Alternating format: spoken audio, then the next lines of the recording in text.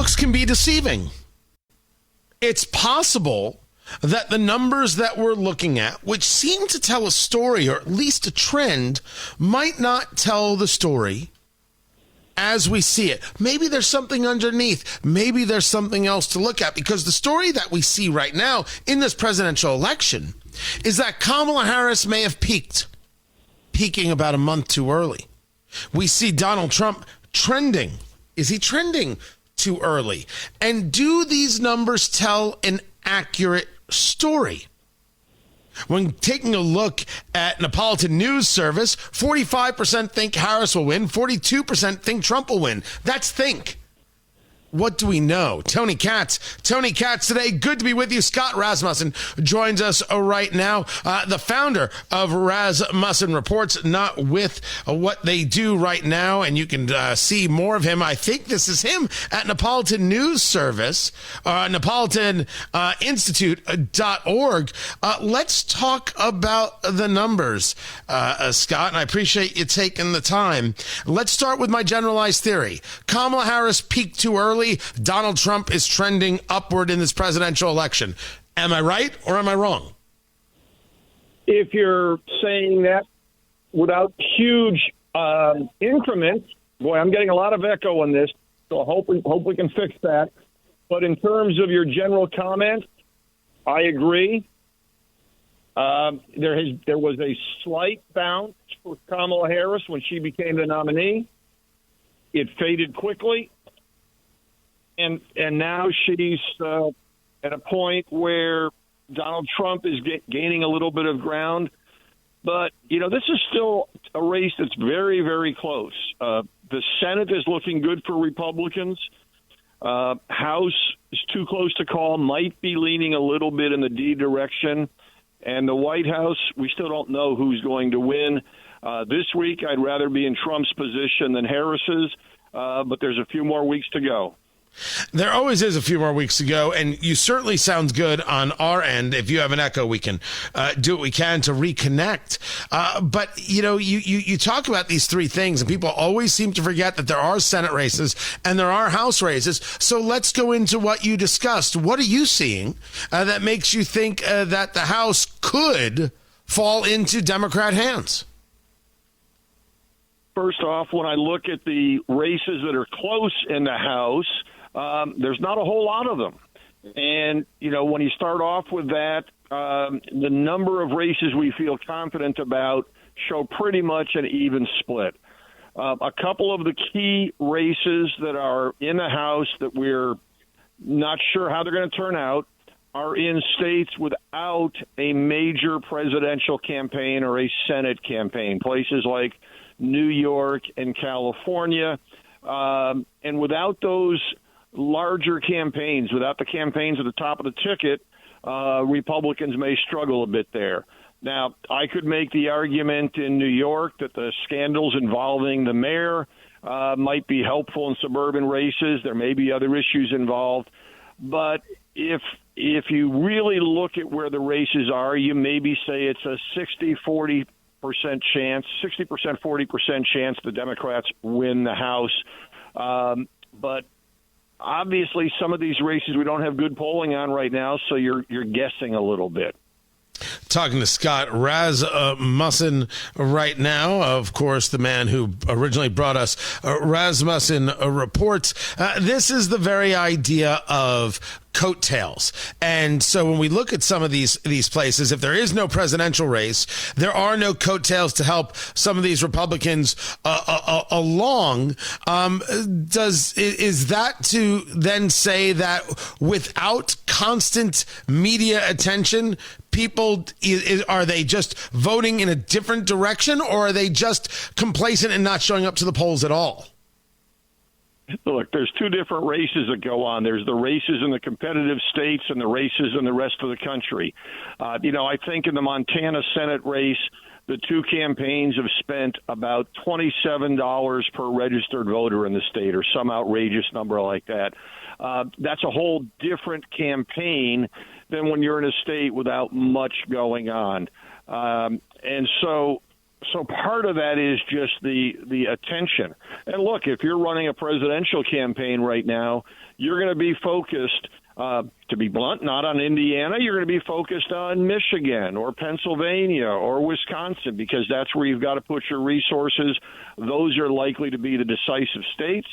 And the same thing applies in a couple of those states or in all three of those blue wall states, to Senate races that are going on. Yeah, well, look, in my beloved Indiana, we get it, right? We're not a state that people are focused on. But in Oklahoma, Tennessee, certainly in Michigan, there's a little, certainly in those other states, a little more play. In Michigan, there's a lot more play. Talking to Scott Rasmussen right now. But that was the House. In the Senate, you feel like Republicans can take this. Now, there was a feel that they could take, it could end up being like a 56 seat win or victory for the Republicans. I don't think they feel that way anymore. Where do you see their opportunities? So right now the Republicans have 49 seats, and I don't believe they will lose any of their incumbents. There was some concern about Ted Cruz in Texas, but he appears to be stabilizing with a modest lead. So they start with 49 seats, almost certain to pick up Joe Manchin's seat in West Virginia. That gets the Republicans to 50. If Donald Trump is president, 50 seats is enough for them to control the Senate. If Harris wins the White House, they would need one more seat. It looks like in Montana, we're likely to see Tim Sheehy beat John Tester. This is very much evidence of political gravity. Donald Trump is going to win the state by nearly 20 points and probably pull Sheehy across with him. That would get them to 51 seats. The next most likely to flip, in my estimate, is Ohio. Our latest polling shows Moreno up by 2 points, but it really depends on how big Trump's victory is in the state.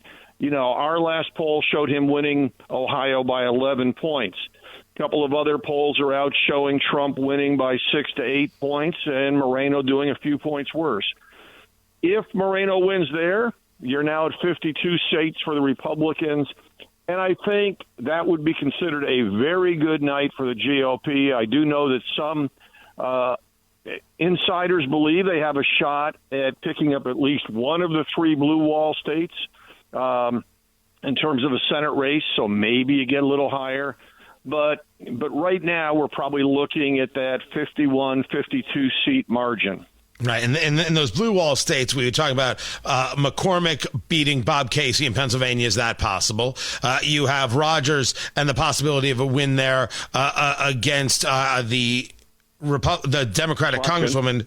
I forget her name, Slotnick. That's you're right. And then in Wisconsin, can Eric Hovde actually beat Tammy Baldwin? And we're hearing that she is trending downward as well.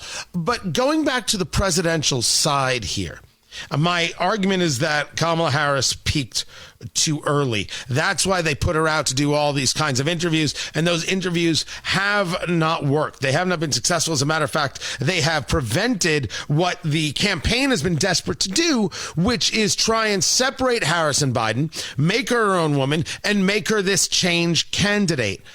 Is this? I don't think I'm wrong in saying this was the plan. Certainly, I'd love your thoughts on what your take is on that Democratic strategy. But if you're the Democrats looking at the next 3.5 weeks, how do you make this up? Well, the first thing I believe is that the fact that she's doing these interviews tells me that they are convinced she's either slipping behind or at risk of slipping behind. I mean, the fantasy strategy for the Democrats would have been to make this entirely a referendum on Donald Trump, in the belief that most people would prefer somebody other than Donald Trump as president. The minute it becomes a choice, that strategy begins to fall apart. Kamala Harris, the more she is in the news, the more she makes it a choice. And, some of the things she's saying are causing problems.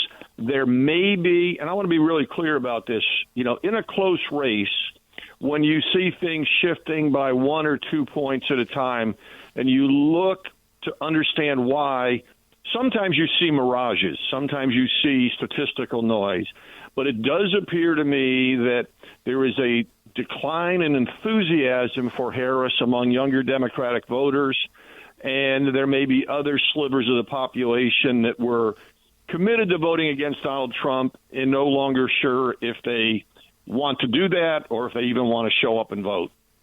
The other question of mine is to see if I'm right? I'm trying to see if my political acumen is as good as I think it is, which is this is an election about men. Very often we discuss elections as women coming out, suburban women coming out, suburban white women coming out, and this has been a conversation that has been legitimate over the years. In this one, this seems to be about men. This seems to be about Hispanic men. This seems to be about black men. This seems about whether white men will actually, as I say it, suburban white men will listen to their wives, or they're going to vote for Donald Trump because there's just no way they're bringing themselves to vote for Kamala Harris, which is the opposite of how most people think it on the left, that it's somehow the husbands who determine what their wives vote for.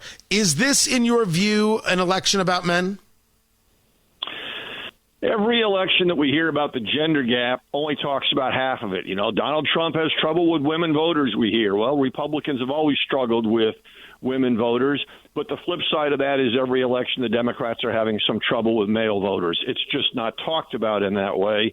It's also important to recognize that neither of these groups are, universally in agreement. Married women tend to be more Republican than single women. There's all kinds of other subsets. If I were trying to tell you the group that I'm looking at, though, the most, and I'll back up and give you the reason why, Pennsylvania is the single most important state in this election. I have no doubt that rural voters are going to show up strongly to vote for Donald Trump.